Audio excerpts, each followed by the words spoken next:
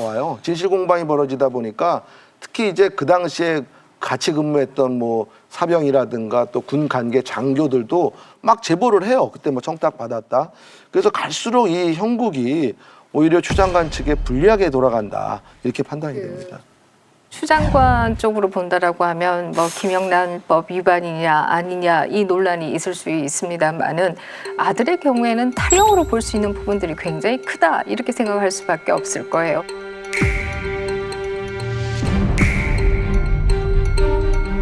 처음에 당직 사병이 전화했을 때에는 집이라고 얘기를 하고 그냥 전화를 끊었다는 거 아니에요. 그리고 한참 있다가 해결됐다라고 또 한 번 통화를 했다라고 하는 것이고 그러면서 이제 대의가 왔다라고 하는 것인데요.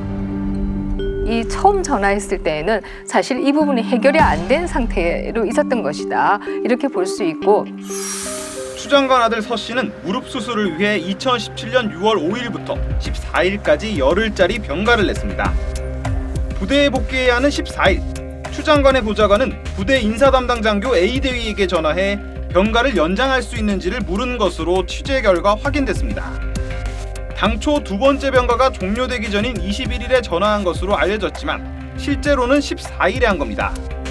하지만 A 대위는 관련 서류 없이는 불가하다고 답변한 것으로 전해집니다. 요청이 거절되자 추 장관 부부 중 한 명이 국방부에 민원을 제기했고 결과적으로 병가가 연장됐습니다. 휴가 마지막 날이 돼서야 보좌관에 이어 부모까지 나서 병가 연장을 위해 백방으로 알아본 겁니다.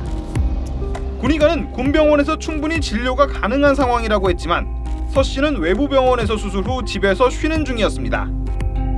복귀는 당일에 그렇게 전화를 하면 사실은 지휘관 입장에서 되게 당황스럽죠, 사실은. 면담 기록에는 부대 지원반장 비상사가 서 씨와 전화해 병가를 연장해준 정황도 있습니다. 그런데 기재 날짜가 15일입니다.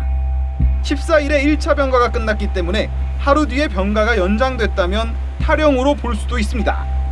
전현직 군 관계자들은 연대 통합 시스템은 당일 기재가 원칙이라고 지적했습니다.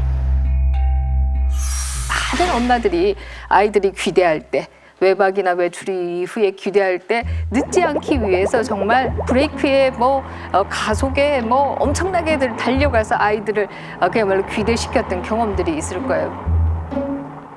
왜냐라고 한다면 조금만 늦어도 바로 이것은 탈영이다. 이렇게 지금 겁을 줬던 거 아니에요, 그동안에?